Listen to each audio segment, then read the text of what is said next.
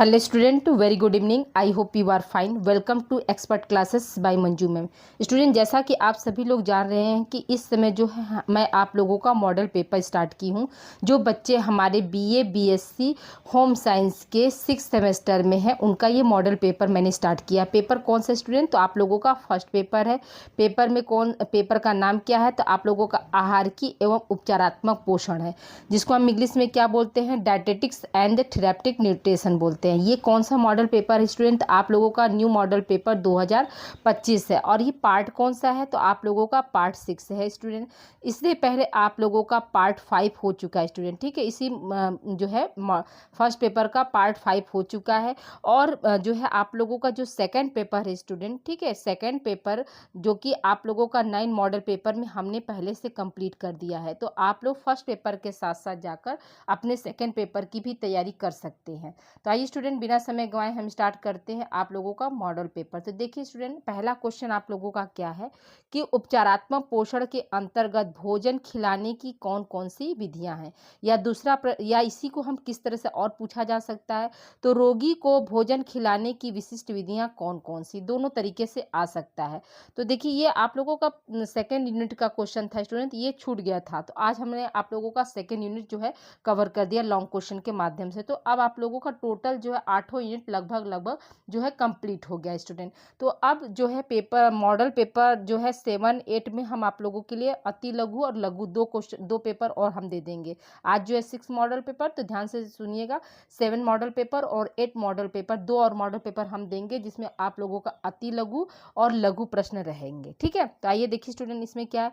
बीमारी की दशा में रोगी मुंह द्वारा आहार ग्रहण नहीं कर पाता, यहाँ पाता होगा, ठीक है, इसको बना लीजिएगा, थोड़ा सा टाइपिंग मिस्टेक है, क्योंकि भोजन चबाने व निगलने में, ठीक है, निगलने में काफ़ी कठिनाई होती है। ऐसी स्थिति में विशिष्ट विधियों द्वारा भोजन जो है दिया जाता है। तो देखिए, उपचारात्मक पोषण के अंतर्गत जो भोजन जो खिलाने की कौन सी विधियां होती है, तो याद रखिएगा कि जब व्यक्ति जो है रोग की अवस्था में होता है, या उसी को हम रोगी व्यक्ति कहते हैं, तो उसकी कंडीशन ऐसी हो जाती है कि न तो वो भोजन को चबा सकता है और नहीं निगलने का मतलब कि घोट सकता है। तो ऐसी स्थिति में क्या होता है, भोजन को जो है मतलब विशिष्ट विधियों के द्वारा दिया जाता है। तभी तो उसको, अगर उसको जीवित रखना है तो उसको हम भोजन नहीं देंगे तो व्यक्ति कैसे जीवित रह सकता है। तो इसीलिए क्या है, मतलब विशिष्ट विधियों के द्वारा क्या भोजन दिया जा सकता है। तो अब देखिए यहाँ पे क्या पहला विधि आप लोगों का क्या है। तो यहाँ पे देखिए, पहला है आपका अंतःशिराओं द्वारा भोजन देना, ठीक है। अंतःशिराओं का मतलब क्या हुआ कि इंजेक्शन के द्वारा देना। फिर दूसरा क्या है, नली द्वारा भोजन देना। तो नली में आपके 3 प्रकार हैं। तो कि पहला क्या है आपका नसिका आमाशय द्वारा, दूसरा है आमाशय में प्रत्यक्ष रूप से नली डालकर आहार देना, और तीसरा आपका छोटी आंत के मध्य भाग यानी जेजुनम में नली डालकर आहार को क्या करना, पहुंचाना। तो ये क्या है, आपके मेन विधि तो आपके 2 ही है, एक है अंतःशिराओं द्वारा भोजन देना, और दूसरा क्या है आपका नली द्वारा भोजन देना। और नलित को जो है 3 भागों में जो है बांट दिया गया है, ठीक है। तो आई होप यहाँ तक समझ में आ गया होगा। तो अब आइए देखिए, अंतःशिराओं द्वारा कैसे भोजन मतलब रोगी को दिया जाता है। तो देखिए यहाँ पे क्या है, रोगी को इंजेक्शन द्वारा पोषक तत्व पहुंचाया जाता है। अंतःशिराओं द्वारा भोजन पहुंचाने के मुख्य उद्देश्य, क्या उद्देश्य है, मतलब किस उद्देश्य की पूर्ति के लिए जो है रोगी को अंतःशिराओं यानी इंजेक्शन के द्वारा जो है भोजन दिया जाता है। तो पहला आपका है इसमें ऊर्जा प्रदान करने हेतु, और दूसरा क्या है निर्जलीकरण रोकने के लिए, ठीक है। तो यहाँ पे क्या ऊर्जा प्रदान करने हेतु यानी ऊर्जा देने के लिए। तो क्या है, रोगी को जीवित रहने तथा आधारित चयापचय क्रियाओं को संपन्न करने के लिए ऊर्जा की आवश्यकता होती है, इसलिए ऊर्जा पहुंचाना आवश्यक होता है। तो वो ऊर्जा जो है किसके द्वारा पहुंचाया जाएगा, इंजेक्शन के द्वारा। ऐसे क्या है, जैसे हम और आप क्या है नॉर्मल खाना खाते हैं, चबाते हैं, घोटते हैं, फिर क्या है मेटाबॉलिज्म होता है यानी चयापचय की क्रिया होती है, उसमें क्या भोजन के जरिए जो है कार्बोहाइड्रेट मिल जाता है। लेकिन यहाँ पे क्या रोग की अवस्था में क्या है, व्यक्ति जो है चबा नहीं सकता भोजन को और निगल नहीं सकता। तो इस अवस्था में क्या करते हैं, जो हमारे बॉडी के अंदर जो कार्य कर रहे हैं, जैसे हम सांस ले रहे हैं, ठीक है, हमारी जो है हार्ट बीट चल रही है, हम बोल रहे हैं, तो ये सब में क्या हो रहा है, सब में आपके एनर्जी की खपत हो रही है ना, तो वो एनर्जी हमको कहाँ से मिलता है? वो एनर्जी जो होता है हमें भोजन से मिलता है। तो रोग की अवस्था में क्या है, रोगी जो है भोजन जो है चबा कर और निगल कर नहीं ले सकता, तो उसको हम जो है नली द्वारा देंगे, तो नली द्वारा भी ऊर्जा को पहुँचाया जाता है, ताकि जो अंदर की जो भी रासायनिक क्रियाएँ हैं, वो जो है व्यक्ति जो है, रोगी व्यक्ति जो है सुचारू रूप से कर सके। अब देखिए निर्जलीकरण क्या है, तो हैजा, ठीक है, अतिसार, हैजा आदि की स्थिति में शरीर से अधिक मात्रा में जल, सोडियम और पोटेशियम निकल जाता है। अतः पुनः निर्जलीकरण रोकने के लिए इंजेक्शन के माध्यम से जल, ठीक है, या कॉमा दे दीजिएगा, सोडियम, पोटेशियम तथा इलेक्ट्रोलाइट्स जो है पहुंचाए जाते हैं। तो याद रखिएगा कि निर्जलीकरण का मतलब डिहाइड्रेशन होना, यानी शरीर में क्या है, जल की कमी हो जाना। तो उस स्थिति में जल की जब कमी होती है तो उसमें क्या होता है, व्यक्ति को जैसे निकल जाता है, डिहाइड्रेट बॉडी हो जाती है, तो उसमें क्या है, रोगी व्यक्ति के शरीर से कौन कौन से एलिमेंट्स निकल जाते हैं, तो आपका जल निकल जाता है, सोडियम निकल जाता है, पोटेशियम निकल जाता है।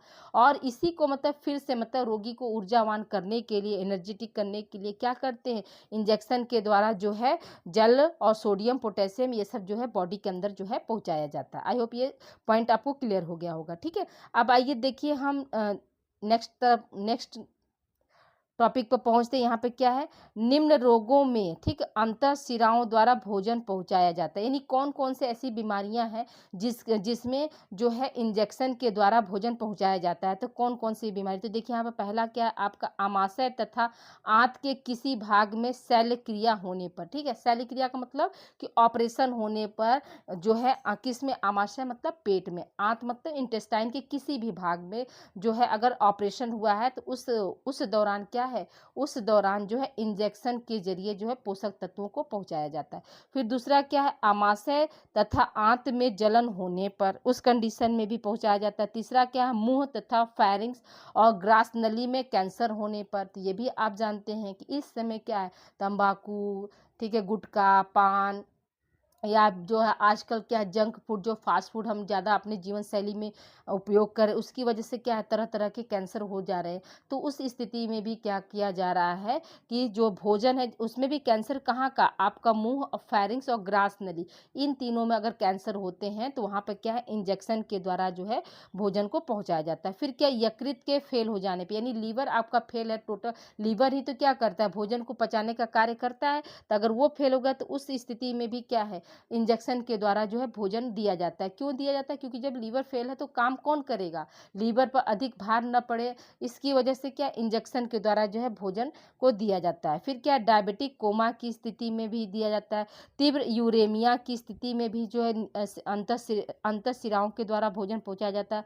मस्तिष्क में गंभीर चोट लगने पर बेहोशी की स्थिति में भी क्या करते हैं, इंजेक्शन द्वारा पहुंचाया, और गंभीर दुर्घटना होने पर भी क्या करते हैं, भोजन को नली के द्वारा जो है पहुंचाया जाता है। आई होप यहाँ तक सारे पॉइंट क्लियर हो गए होंगे। अब आइए आगे हम बढ़ते हैं।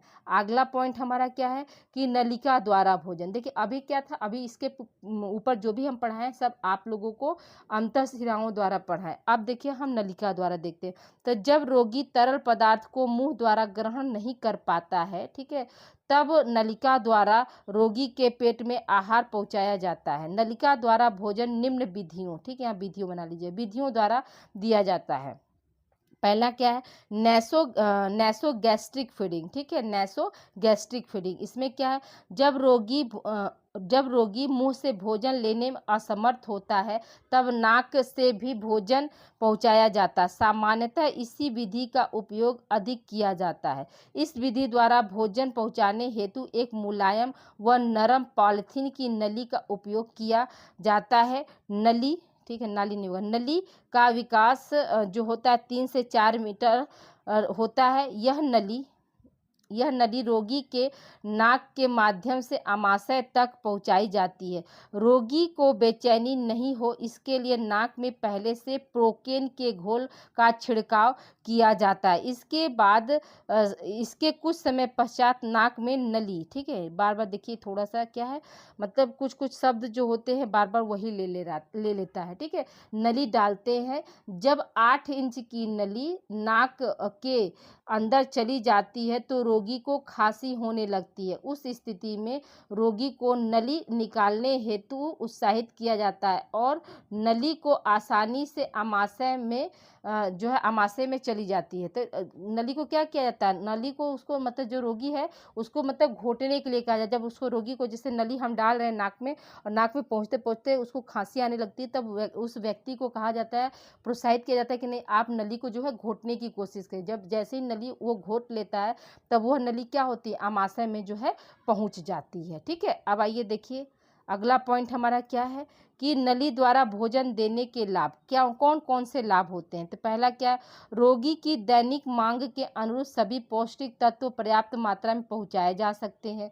दूसरा क्या है, कड़वी दवाइयों को भी जिसे रोगी स्वाद के कारण देना पसंद नहीं करता है उसको भी पहुंचाया जा सकता है। जैसे आप में से बहुत से बच्चे होंगे जिनको क्या कड़वी दवाइयाँ नहीं पसंद होगी, लेकिन अगर खुदा ना करे, ईश्वर ना करे कि आप लोगों को कभी ऐसी कोई बीमारी से ग्रसित होना पड़े, तो अगर ऐसी कोई बीमारी होती है जिसमें क्या है नली के द्वारा जो है दिया जाए, तो उस दौरान क्या है कड़वी दवाइयों को भी नली के द्वारा दिया जा सकता है। फिर क्या है, अधिक मात्रा में तरल पदार्थ पहुंचाया जा सकता है। अधिक मात्रा में क्या होता है, तरल पदार्थ पहुंचाया जा सकता है। चौथा क्या, आमाशयिक पदार्थ को ट्यूब से निकाल कर जाँच की जा सकती है। जैसे स्टमक में कुछ होता है, पेट में जैसे कोई बीमारी हो गई, नहीं पता चलता, तो क्या करते हैं, नली के द्वारा ही फूड पाइप के जरिए ही क्या करते हैं, उस पदार्थ को निकालते हैं और उसको जांच के लिए भेजा जाए। जैसे स्टमक का किसी को कैंसर है तो ब्लड से तो पता नहीं चलेगा, तो स्टमक में फूड पाइप डालकर भी वहाँ की जो तरल पदार्थ होते हैं उसको निकाल कर जो है भेज सकते हैं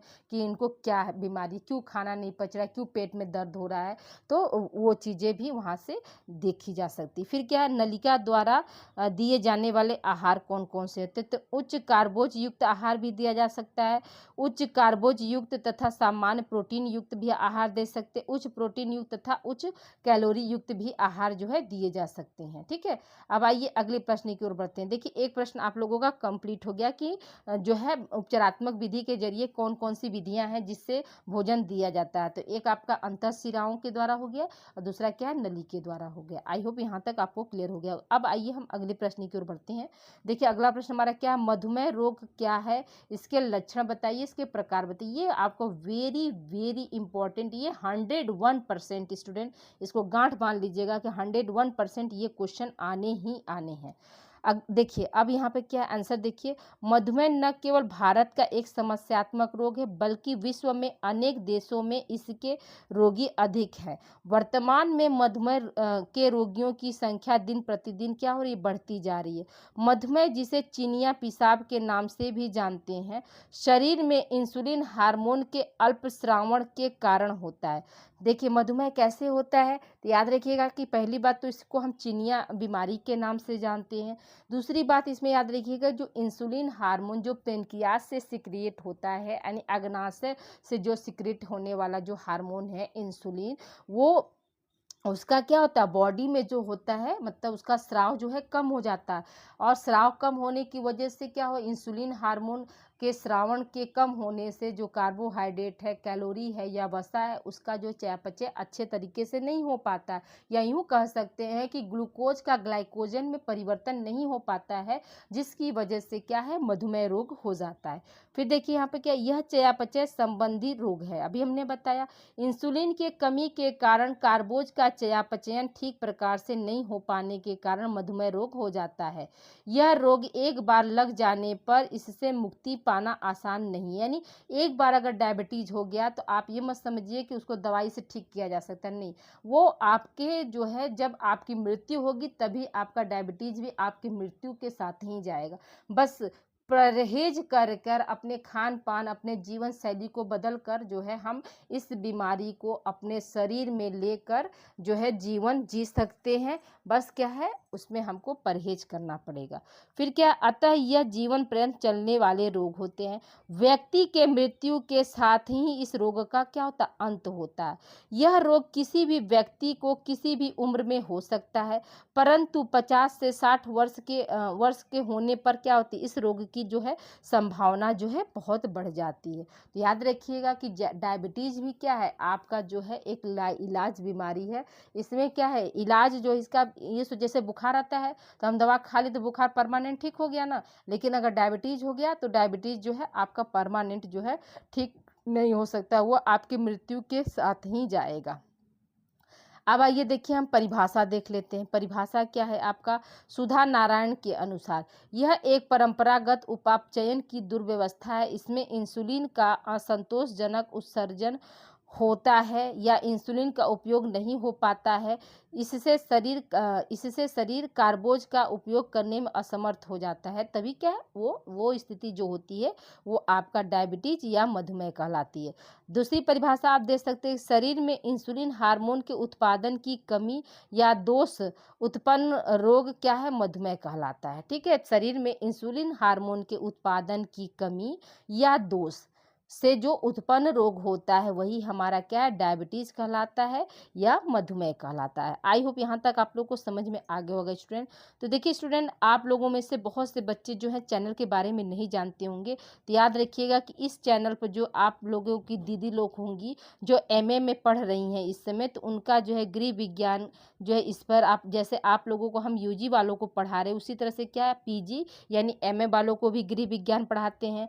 और आप लोगों के अगर छोटे भाई बहन के साथ साथ आप लोग भी अपना जो है को करिकुलर आप यहाँ पर पढ़ सकते हैं। आप लोगों की को करिकुलर की क्लास जो है 6 वीडियो में हमने पिछले लास्ट ईयर जो है दिया है।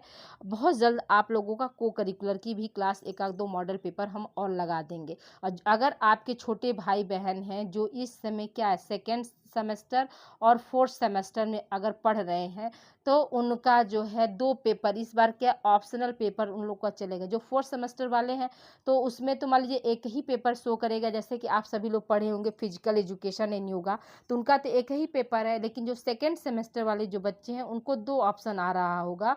एक आ रहा होगा human values and environmental studies और दूसरा आपका आ रहा होगा फिजिकल एजुकेशन एंड योगा। तो उनसे आप बता दीजिएगा कि ये दोनों क्लास की वीडियो जो है इस चैनल पर आप लोगों का पहले से अवेलेबल है। तो आप जैसा कि आप सभी लोग जानते हैं कि आप लोग जो है 3rd सेमेस्टर में human values and environmental studies पढ़े थे, लेकिन अब वो क्या 3rd सेमेस्टर का जो कोर्स है वो 2nd सेमेस्टर वाले बच्चे पढ़ेंगे। यानी आप लोगों का 3rd सेमेस्टर और 4th सेमेस्टर में जो को करिकुलर विषय था वो इस समय क्या है, इस समय आपके जो छोटे भाई बहन 2nd सेमेस्टर में हैं और 4th सेमेस्टर में हैं तो वो पढ़ेंगे। ठीक है, तो आप लोग इस चैनल को ज़्यादा से ज़्यादा बच्चों को आप लोग दीजिए ताकि वो बच्चे जान सके कि नहीं, इस चैनल पे जो है को curricular plus home science plus उनका माइनर सब्जेक्ट भी हम इस पे जो है चला रहे हैं स्टूडेंट। ठीक है, तो आप लोगों से हमारी रिक्वेस्ट है कि इस वीडियो को आप लोग ज़्यादा से ज़्यादा शेयर करिए। अब आइए देखिए हम बात करते हैं मधुमेह के कारण, किन कारणों से जो है मधुमेह रोग होता है। तो देखिए पहला कारण क्या है, वंशानुगत, यानी यह क्या है, यह बीमारी जो होती है वंशानुगत चलती। दूसरा क्या है, आयु होता है। तीसरा क्या है, मोटापा है। चौथा क्या है, लिंग है। 5वां है आपका मानसिक तनाव। 6ठा है आधुनिक जीवन शैली और 7वां है आपका शारीरिक क्रियाएं। देखिए वंशानुगत में क्या हो सकता है, वंशानुगत का मतलब समझिए कि एक पीढ़ी से दूसरे पीढ़ी को जो भी आपके गुण हैं लक्षण हैं वो हस्तांतरित होना, वही क्या है आपका वंशानुगत है। यह बीमारी जो है जैसे आपके मान लीजिए जो लड़कियां हैं ना, अगर आपके पापा को अगर डायबिटीज़ है तो आपको भी डायबिटीज़ हो सकता है। अगर आपके मम्मी को डायबिटीज़ है तो आपके भाई को डायबिटीज़ हो सकता है। याद रखिएगा, पापा में जो बीमारियां होंगी वो डॉटर में जाती हैं और मदर में जो बीमारियां होती हैं वो क्या सन में जाते हैं। आयु में यहाँ पे क्या है कि यह किसी भी आयु में यह रोग हो सकता है, लेकिन अधिकतर क्या है 60 वर्ष के बाद जो है डायबिटीज़ अधिक देखा जाता है। लेकिन वर्तमान समय में क्या है, डायबिटीज़ का कोई एज निर्धारित नहीं है। आप देख रहे हैं कि छोटे छोटे बच्चे, जो जन्म लिए बच्चे, उनको भी डायबिटीज़ हो जा रहा है। तो ये चीज़ें हैं। फिर मोटापा क्या है, मोटापा देखिए अपने साथ बहुत सारी बीमारियों को लेकर आता है, जैसे आपका हाइपरटेंशन, उच्च रक्तदाब, ठीक है, मधुमेह, ये सब क्या है, हार्ट अटैक, ये सब क्या, सब आपके मोटापे से जो है संबंधित है। देखिए लिंग जो है डायबिटीज जो हुआ है वो ज़्यादातर जो है महिलाओं में ज़्यादा देखा गया, पुरुषों की अपेक्षा जो है महिलाओं में डायबिटीज जो है ज़्यादा पाया जाता है। फिर देखिए मानसिक तनाव तो हर बीमारी का एक जड़ है। अगर आप एक स्वस्थ जीवन जीना चाहते हैं तो आप क्या है, खुश दिल रहिए, ठीक है। मानसिक तनाव से जितना अधिक बचेंगे उतना ही क्या है, आपका जो जीवन शैली जो अच्छा होगा। आधुनिक जीवन शैली का मतलब क्या हुआ कि आज मॉडर्न युग में हम क्या कर रहे हैं, रात भर जाग रहे हैं, ठीक है। जो सोने की जो उठने और सोने की जो हमारी दिनचर्या है वो रूटीन डाइवर्ट हो रहा है। आज हम टोटल क्या है, आधुनिक जीवन में अगर पैसा ज़्यादा कमा रहे हैं तो हम टोटल मार्केट के खान पान के ऊपर डिपेंड हो जा रहे हैं, फास्ट फूड का ज़्यादा सेवन कर रहे हैं, जो कहीं ना कहीं हमारे शरीर को क्या करती है, प्रभावित करती है। फिर क्या है, शारीरिक क्रिया, जैसे हमने अधिक मात्रा में कार्बोहाइड्रेट ले लिया, कैलोरी ले ली, वसा ले ली, लेकिन उसका हम खपत नहीं कर पा रहे हैं, मतलब उसको हम डिस्ट्रॉय नहीं कर पा रहे हैं, उसका उपयोग नहीं कर पा रहे हैं, शारीरिक एक्टिविटी नहीं कर पा रहे हैं, उसे खाकर सिर्फ बैठकर काम कर रहे हैं और कोई फिजिकल एक्टिविटी हमारी नहीं हो रही, तो वो भी स्थिति क्या होती है, आपके मधुमेह के कारण बन सकती है, ठीक है। आई होप यहाँ तक आपको कारण समझ में आ गया। अब आइए देखिए हम बात करते हैं मधुमेह के प्रकार। मधुमेह के क्या प्रकार होते हैं, तो देखिए बालकों में मधुमेह, जब 20 वर्ष से कम उम्र के बालकों को मधुमेह हो जाता है तब इसे जुवेनाइल डायबिटीज कहते हैं। दूसरा क्या है, वयस्कों में मधुमेह, इस प्रकार का मधुमेह वयस्कों में होता है। मोटे लोग इस रोग से जो है अधिक ग्रसित होते हैं, ठीक है। तो मधुमेह जो है आपका एक बालक में होता है, एक क्या होता है, वयस्कों में, तो दो तरह के होते हैं, ठीक है। अब आइए बढ़ते हैं हम मधुमेह के लक्षण। मधुमेह के लक्षण क्या क्या हैं, देखिए यहाँ से क्वेश्चन आपके, अगर आप कभी इन फ्यूचर होम साइंस से टीजीटी पीजीटी करते हैं या नेट करते हैं या एलटी ग्रेड की तैयारी करते हैं बच्चा मेरे, तो देखिए यहाँ से क्वेश्चन आपका डेफिनेटली 101% आना ही आना है। तो वहाँ पर क्वेश्चन आपको क्या पूछ सकता है कि पॉलीयूरिया का मतलब क्या होता है, तो याद रखिए कि बार बार पेशाब त्यागने जाना पड़ता है। इस अवस्था में अत्यधिक मात्रा में मूत्र का विसर्जन होने लगता है, उस स्टेज को हम क्या बोलते हैं, पॉलीयूरिया बोलते हैं। पॉलीफेजिया, इसमें क्या होता है, रोगी को अधिक भूख लगने लगती है। क्यों अधिक भूख लगती है, क्योंकि रोगी जो भी खाता है कार्बोहाइड्रेट, उसका जो है सही ढंग से पाचन नहीं होने चयापचय नहीं होने के कारण क्या है, रोगी को जो है जल्दी जल्दी भूख लगने लगती है। तो क्या रोगी को अधिक भूख लगने लगती है, क्योंकि कार्बोज का सही ढंग से या पूर्ण रूप से चयापचय नहीं हो पाता है। फिर क्या, पॉलीडिप्सिया, रोगी का बार बार वह अधिक प्यास लगना। देखिए पॉलीयूरिया, यूरिया से याद रखिएगा कि यूरिन, पॉलीयूरिया, ठीक है, पॉली हो गए, देखिए यहाँ पर थोड़ा सा कट गया, पॉलीयूरिया है, ठीक है। पॉलीयूरिया का मतलब क्या, यूरिया से हम क्या याद करेंगे कि बार बार यूरिन का जाना। फेजिया का मतलब फेज से हम याद रखेंगे फूड का मतलब क्या हो, अधिक भूख लगने पर। और पॉलीडिप्सिया, सिया मतलब यहाँ पर क्या, सिया मतलब प्यासा, ऐसे याद रखिएगा, ट्रिक बता रहे हैं कि कैसे आप दिमाग में रख सकते हैं।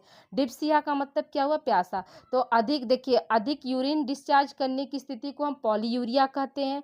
अधिक भूख लगने की स्थिति को हम पॉलीफेजिया कहते हैं। अधिक प्यास लगने की स्थिति को हम क्या बोलते हैं, पॉलीडिप्सिया बोलते हैं, ठीक है। अब आइए देखिए निर्जलीकरण क्या है। निर्जलीकरण यानी डिहाइड्रेशन।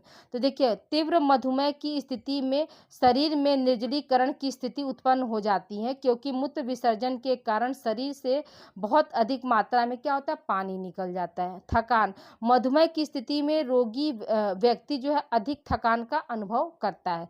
अब देखिए छठा लक्षण क्या है, तो जो रोगी होता है, यहाँ पर रोगी होगा, रोगी कमजोर, निर्बल व दुर्बल हो जाता है।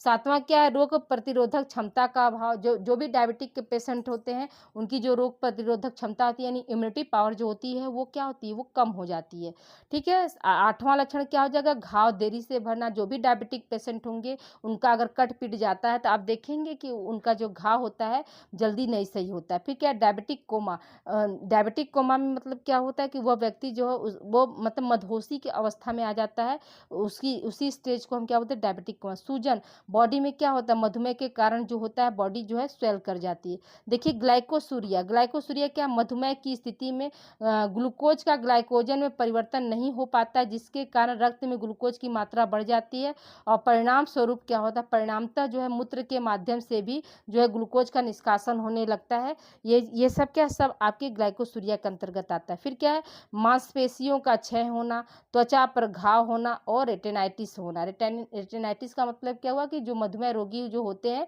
उनको जो है कम दिखाई देना, ठीक है। ये सब क्या, सब आपके लक्षण थे जो कि आपके इम्पोर्टेंट हैं। अब आइए देखिए हम बात करते हैं उपचार की। तो उपचार में हम क्या कर सकते हैं, देखिए मधुमेह को नियंत्रित करने के लिए सबसे पहले आहार और जीवन शैली में बदलाव लाना जरूरी होता है, नहीं तो शुगर को कंट्रोल में लाना क्या होता है, मुश्किल हो जाता है। फिर क्या है, डायबिटिक एक मेटाबॉलिक डिसऑर्डर होता है, इसमें हम जो भी खाते हैं वह ग्लूकोज में बदलकर खून के द्वारा पूरे शरीर में फैल जाता है। तीसरा क्या है आपका, इसके बाद इंसुलिन हार्मोन ग्लूकोज को ऊर्जा में बदलता है, इसलिए व्यक्ति का खान पान, उसके शर्करा स्तर के दिनचर्या, व्यायाम की आदतें शरीर संरचना पर निर्भर करता है। डायबिटिक के रोगी को 60% कार्बोहाइड्रेट, 20% वसा और 20% जो है प्रोटीन लेना चाहिए। अब आइए आगे हम बात करते हैं। अगला पॉइंट हमारा क्या है कि दिन भर में 15 से 1800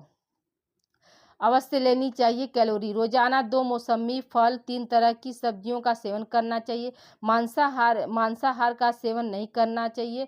विशेषकर रेड मीट का सेवन तो बिल्कुल नहीं करना चाहिए। मतलब इसमें क्या है, मांसाहार जो लाल कलर के जो मीट होते हैं उसका जो है सेवन नहीं करना चाहिए। अब आइए देखिए मधुमेह रोग के आहार। मधुमेह रोग में क्या आहार दे सकते हैं, तो सुबह उठकर 1 गिलास पानी में आधा चम्मच मेथी पाउडर डालकर पीना चाहिए। दूसरा क्या, 1 घंटे बाद शुगर फ्री चाय, हल्के मीठे 2-3 बिस्किट ले सकते हैं। तीसरा क्या, नाश्ते में 1 कटोरी अंकुरित अनाज, बिना मलाई वाला दूध, 2 कटोरी दलिया का सेवन किया जा सकता है। तीसरा क्या, दोपहर के भोजन में, यहाँ भोजन बना ली, भोजन से पहले 1 अमरूद, सेव, संतरा, पपीता खाया जा सकता है। शाम के नाश्ते में बिना चीनी वाली ग्रीन टी और हल्के मीठे बिस्कुट आप ले सकते हैं। रात के भोजन में 2 रोटी और 1 कटोरी सब्जी खा सकते हैं। और सोने से पहले क्या, 1 गिलास गर्म दूध, हल्दी डालकर आप इसको पी सकते हैं। ठीक है, तो यहाँ पर क्या, ये सब आपका जो है डायबिटीज संबंधित जो है आहार हो गया। अब आइए देखिए हम देखते हैं उत्तम पोषण और कुपोषण में क्या अंतर होता है। आपका ये भी क्वेश्चन जो है इम्पोर्टेंट है, आपके एग्जामिनेशन के पॉइंट ऑफ व्यू से ये भी क्वेश्चन जो है इम्पोर्टेंट है। तो आइए देखिए उत्तम पोषण और कुपोषण में क्या अंतर होता है, इसको हम देख लेते हैं। तो देखिए यहाँ पर आप 2 कॉलम आप बना लीजिएगा। ठीक है, एक तरफ उत्तम पोषण और दूसरा तरफ कुपोषण। तो देखिए उत्तम पोषण में क्या है, शरीर का गठन सही अनुपात में होता है, और कुपोषण में क्या है, शरीर की लंबाई के अनुपात में कम और अधिक हो जाता है, शारीरिक वृद्धि रुक जाती है और वजन क्या होता है, गिरने लगता है। किसमें, कुपोषण की स्थिति में। और दूसरा पॉइंट उत्तम पोषण में हमारा क्या है, शरीर गठीला, मांसपेशियां, वसा पूरे शरीर में संतुलित मात्रा में जो है होती हैं। और कुपोषण में क्या है, शरीर दुर्बल, छाती आगे की ओर उभरी हुई, कंधे मुड़े हुए, पेट आगे की ओर निकला हुआ, मांसपेशियां कमजोर एवं शिथिल, और मांसपेशियों पर वसा की जो है तह कम या अधिक हो सकती है। अब देखिए यहाँ पर क्या है, तीसरा पॉइंट हमारा क्या है, त्वचा जो है कांति युक्त होती है। इसमें जो है कुपोषण में क्या होता है, त्वचा जो होती है सूखी, खुरदरी और रंगहीन एवं झुर्रीदार होती है। अब आइए देखिए चौथा पॉइंट हम देखते हैं। चौथा पॉइंट में उत्तम पोषण में क्या है, म्यूकस मेम्ब्रेन का रंग गुलाबी होता है। इसमें क्या, म्यूकस मेम्ब्रेन रंग रहित होता है, यानी इसमें कोई कलर नहीं पाया जाता है कुपोषण में। पांचवा क्या है, जबड़े मजबूत और गुलाबी होते हैं। और कुपोषण में क्या है, जबड़े, दांत व मसूड़े ढीले, स्पंजी व ठीक से विकसित नहीं हो पाते हैं। छठा पॉइंट क्या है आपका, इसमें बाल चमकीले मुलायम होते, आंखों में ताजगी होती है। और इसमें क्या है, बाल जो होते शुष्क होते, रूखे होते, चमकीले नहीं होंगे। ठीक है, और बाल अधिक झड़ते हैं और आंखों के नीचे जो है काले गड्ढे से पड़ जाते हैं। सातवां हमारा क्या, भूख खूब लगती है और पाचन क्रिया ठीक से कार्य करती है। इसमें क्या है, हमारा भूख कम लगेगी और अपचित की जो है शिकायत हमेशा बनी रहेगी। आठवां पॉइंट क्या है, शरीर शक्तिमान रहता है और थकावट कम महसूस होती है। इसमें क्या है, कार्य क्षमता कम हो जाती है, शारीरिक व मानसिक शक्ति की कमी, शीघ्र और थकावट की शिकायत रहती है। नवा क्या है, रोग रोधक क्षमता काफ़ी रहती है, जिससे संक्रामक रोग कम लगते हैं। और इसमें क्या हो जाएगा, इसमें रोग रोधक क्षमता जो है कम हो जाती है और संक्रामक रोग जल्दी लगते हैं और देर में जो है ठीक होते हैं। तो ये सब क्या, ये आपके जो है 9 पॉइंट जो थे वो कुपोषण और उत्तम पोषण में जो थे अंतर थे। स्टूडेंट, आई होप आज कि क्लास आप लोगों को समझ में आ गई होगी। तो देखिए ये आपकी एग्जामिनेशन से रिलेटेड क्वेश्चन थे, जो आपके जो है लॉन्ग क्वेश्चन टाइप क्वेश्चन जो है आज कंप्लीट कर दिए। अब कल यानी मॉडल पेपर 7 और 8 में आप लोगों का लघु और अति लघु क्वेश्चन को हम शामिल करेंगे। तब तक आप अपना ध्यान रखिएगा और मन लगा के पढ़िए। ओके स्टूडेंट, मिलते हैं हम अगली क्लास में। Thank you for watching. और आप मेरी तरफ से आप लोग अपनी माँ को हैप्पी मदर्स डे जरूर बोलिएगा। आज भूलिएगा नहीं, क्योंकि आज के हम सभी माँओं के लिए आज बहुत स्पेशल डे है। और मेरी अपनी प्यारी बच्चियों से मतलब यही हम दुआ करते हैं बच्चियों के लिए कि मेरी बच्चियां जीवन में हमेशा आगे जाएं, आगे बढ़ें, और मेरा भी अपने माँ बाप के नाम के साथ साथ मेरा भी नाम ऊंचा करें। Okay student, thank you for watching. God bless you.